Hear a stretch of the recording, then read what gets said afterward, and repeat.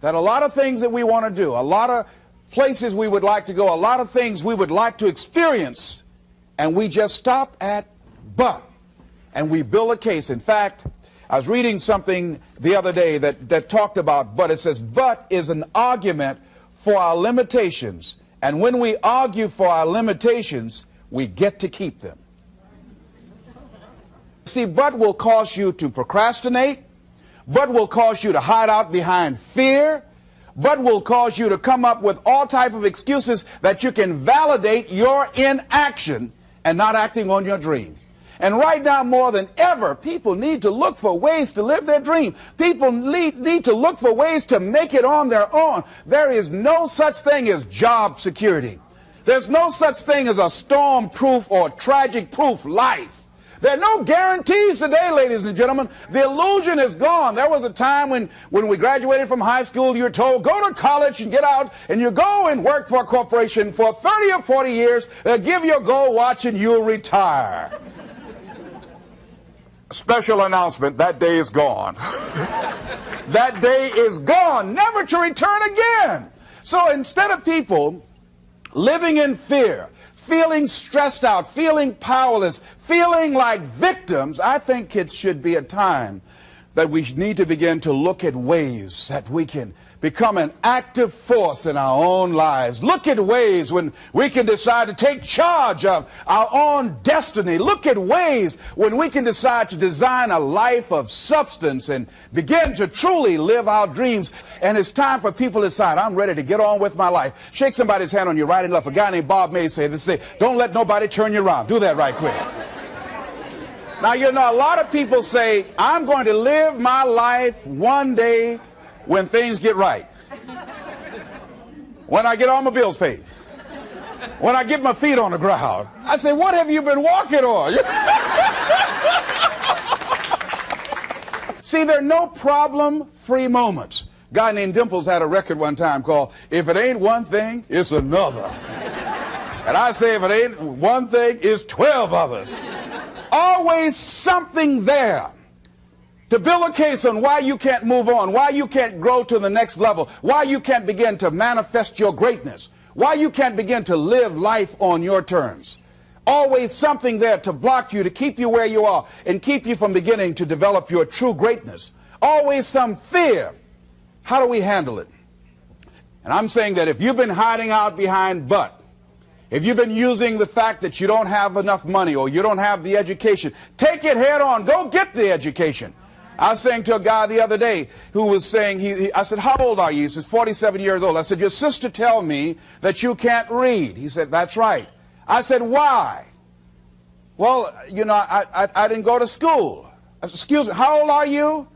I'm 47. 47? Yes. And you can't read or write? Yes. Have you ever heard of adult school, adult education?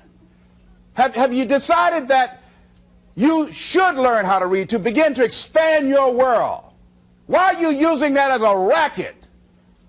Why don't you decide now that you're going to expand your world, that if other people can learn, you could learn too? Well, it's hard for me. Have you been and sit in a class yet? Have you signed up yet? No, I haven't.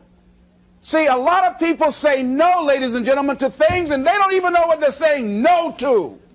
They haven't even challenged themselves. He hasn't even gone to sit into a class and say, teach me how to read. Instead, it's been easier for him to go through life, he thinks, trying to play a whole con game, pretending he knows how to do something that he doesn't know how to do. And you know what? Most of us go through life like that.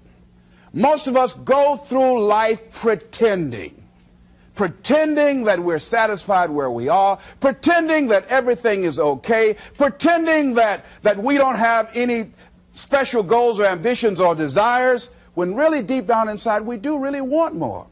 But if you look at our behavior, if you judge based upon what we do, that really will tell you some true stories about people, because you have to judge a tree by the fruit it bears, not the fruit that it talks about. See, a lot of people pretend that they want more out of life, but all you have to do is watch their actions. That will tell you something. So I used to pretend that I wanted to lose weight, but how could you tell I was pretending? Watch me when I have a piece of sweet potato pie. Let me get within walking distance of some peanuts, some potato chips. See, I was pretending that I really wanted to lose weight. No, all you do is watch what I eat. I tell you what I'm seriously committed to. People who tell you, oh yeah, one day I want to have a restaurant. See, they're pretending they want to go into business for themselves. They're not serious. How can you tell, Les? Watch their actions. Watch what they're doing. The proof is in the pudding. So if you want to do something, if you thought about something you want to do, take it head on. Decide that you're going to start looking at it, start doing research on it, start tackling it. Start becoming involved in whatever and wherever it might lead you to begin to explore the possibilities in that particular thing that you're seeking so that you can begin to learn all you can about it. Decide that you're going to face it, that whatever shortcomings you have, that you're going to strengthen yourself there. Whatever training that's required, that you're going to go get that training, that you're going to get started right now.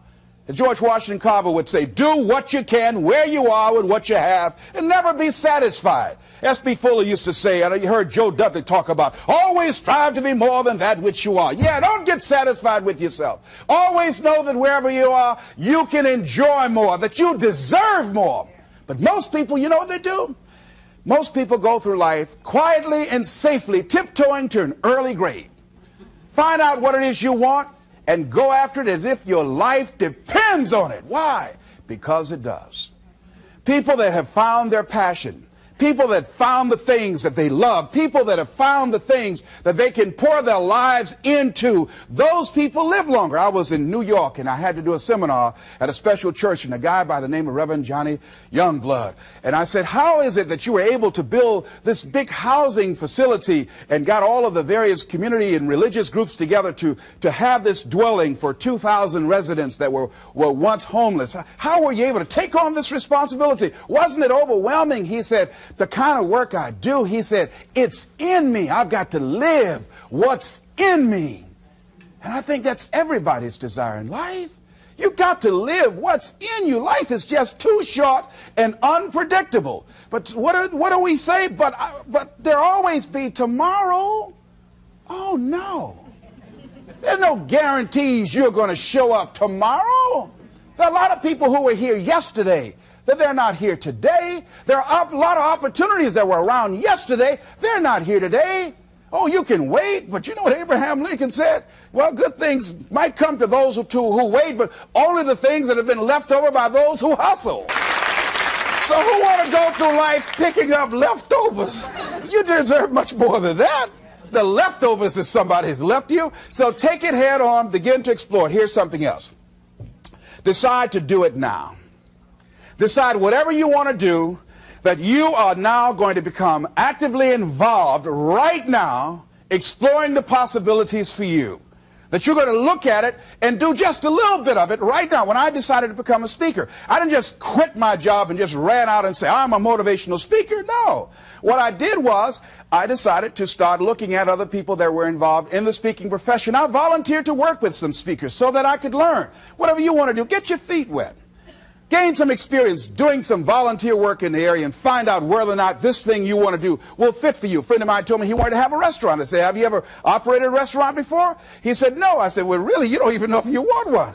I said, what's your expertise? What do you bring to the table? He said, I can cook real good. I said, but what about the management side? What about the business part of the restaurant? You're not going to be cooking all the time. Somebody's got to receive the money. Who's going to manage the personnel? He said, you got it right. You got a point there. So this guy got a job in a restaurant in the evening time on a part-time basis. After doing that for a while, he said, you know what? I think I just want to be a chef. He said, after working there, people didn't show up to work. He said, it's hard to find the help. People weren't responsible. The headaches, the guests were just giving him problems day in and day out. They weren't ever satisfied. He said, no, I just think I'll stick to cooking. See, you got to find out what fits for you. Because you might decide that after you go up in there and examine it and experience it and get some experience under your belt on it, well, you say, this is really not what I want. This does not fit for me. So decide that you're going to do that. Now, John H. Johnson said something that's very important. He said, there's no defense against an excellence that meets a pressing public need. See, whatever you decide to do, look at it and find out what is it that I have that I could bring to the table that can begin to enable me to ensure that I could be successful in this. Where is the opening for you? There's room for you out here. Out here in the arena called life, there's room for you to come out and live your dream. Don't allow but to keep you in the corner, or keep you up in the bleachers, looking at life, being a spectator, not being a participant, making a difference in life. I believe that all of us came here with something. All of us showed up to give something, and that nobody's going to give that service that you have to give. No one's going to produce your product. No one's going to write your book. No one's going to open your academy. No one's going to begin to create your daycare with a special curriculum to help to cultivate the high self-esteem in our children. That's your idea. And if you don't bring your idea out here, when you die, all of us will suffer because we've been deprived of your genius, because you allowed but to keep you in the bleachers and not pursuing your greatness. You take it to your grave with you. And that's what most people do. I think that's why the guy said that many people die at age 21 and don't get buried until they're 65. They're walking dead. You can tell them by the way they walk. How they look in the face. When they speak to you. I was giving a speech at this high school, and a lady came after school.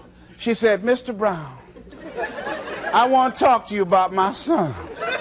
I said, "What is it?" She said, "He's not motivated." I said, "I wonder why." You got to have energy, ladies and gentlemen. You got to have life. If you're excited about what you're doing, even in the area of selling, you know people don't buy because of logical reasoning. People buy because of your way of feeling. People don't like to be around dead people. No, let the dead bury the dead. No, keep them away from you before they grab you and want to hold on to you. So the fact that whatever you do, you want to be excited about it. You want to have the kind of excitement that is so contagious that people want to be around you. Because whatever you're doing, whatever you talk to people about, this particular idea that you have, they're looking at you and they want to know, do you believe it? And are you the kind of person they want to be in business with? And if you're not positive, if you're not energetic, if you're not fired up about it, how can you expect anybody else to be fired up about your idea? Am I right? All right, repeat after me, please. I'm going to be fired up about my dream. I'm going to go at it with everything I got. Shake somebody's hand on your right and left and say, "You got what it takes." There are a lot of people who say, "But I tried once or twice and it didn't work out." And so they use that as an excuse not to ever come out again. Guy said, if at first you don't succeed, you're running about average. So if you have come out here with an idea and it didn't work out 2 or 3 times, well, that's all right. You're running about average. You know, I heard something, a jarring question. It says, why is it that people prefer known hells to unknown heavens? You know why? Because it's comfortable, ladies and gentlemen. I remember I was in a service once, and I heard Dr. Johnny Coleman give this example. She talked about a man who had been captured behind the enemy lines in a war and was sentenced to be killed or another option. The captain said to the guy, "Listen," he said, "tomorrow morning at 6 o'clock you can face the firing squad, or you can go out this door over here." And the guy said, "What's out the door?" He said, "No one knows. All we can tell you is just unknown horrors." He thought, and the next morning he selected the firing squad. After the shots rang out, the captain's secretary said, "What's beyond that door?" And he said, "Freedom." But very few people would select to do it because it's unknown. See, a lot of people never live their dreams. A lot of people never do the things they want to do. A lot of people stay on jobs where they're miserable. I read an article called, "Is Your Job Making You Sick?" A lot of people, some of y'all know about that already here. So go on and say amen. It's all right. That one lady told me, she said, when I used to go to work, she said, when I stepped in the door, it felt like a refrigerator dropped on my shoulders. How many of y'all understand that kind of feeling? They were miserable, just hated to go after 60 minutes on Sunday afternoon. Or come Monday morning, my head used to throb. I just couldn't take it. Didn't want to go sometimes just for the heck of it. I just drive on by.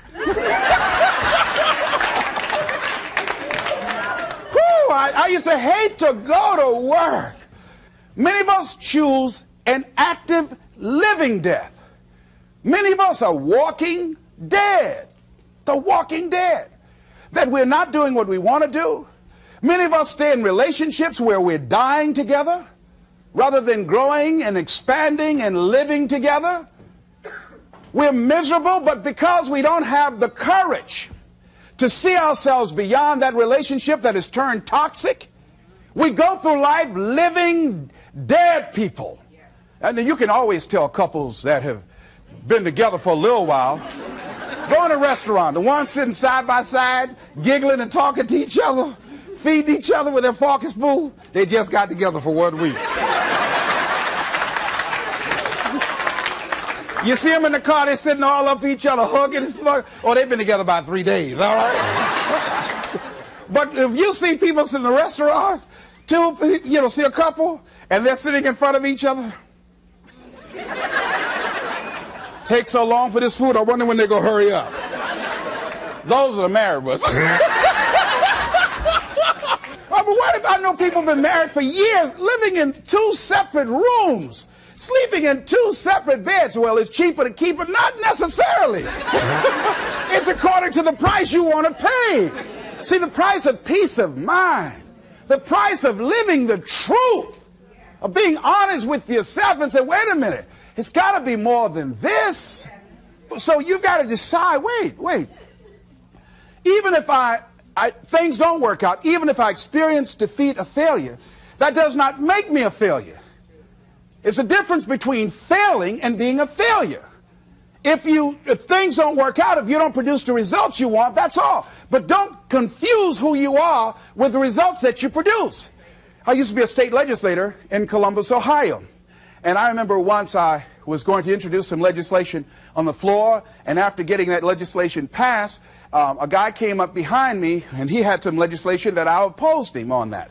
And I was about to stand up to debate this guy, and the guy next to me said, excuse me, don't debate that guy. Why? Do you know who that is? I said, no. That's Will Konsky from Toledo. That's a bad dude. He's a lawyer, Les. That man can debate. I don't care. I'm Les Brown, Mamie Brown's boy.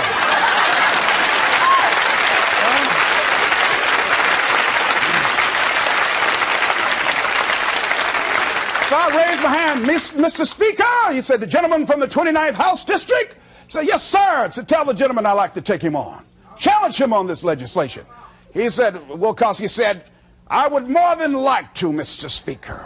Everybody would say, whoa. I asked him some questions. He responded. I say, I wonder why I asked that man that question. Will Konsky wore me out. I mean, I was so embarrassed, I just limped back to my room with my yes, I can attitude. However, here's what I learned. When you win, see, if I win a debate, I win because of what I know. When I lose because of what I don't know. So I had to check out, what is it that I did not know? I wasn't prepared. I did not do enough research. I did not do my homework. So he handled me like he wanted to. So I came back again. I waited on some other legislation, did my homework, but he was more than able to take me out again.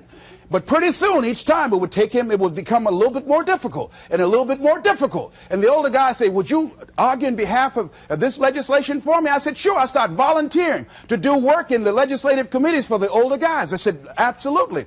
And the more I did it, the better I became. And then people began to start respecting me. And when I would ask and say, Mr. Speaker, I'd like to speak on that bill, some guys' lips start trembling and stuff, like Jimmy. Wait a minute. Is there anything wrong?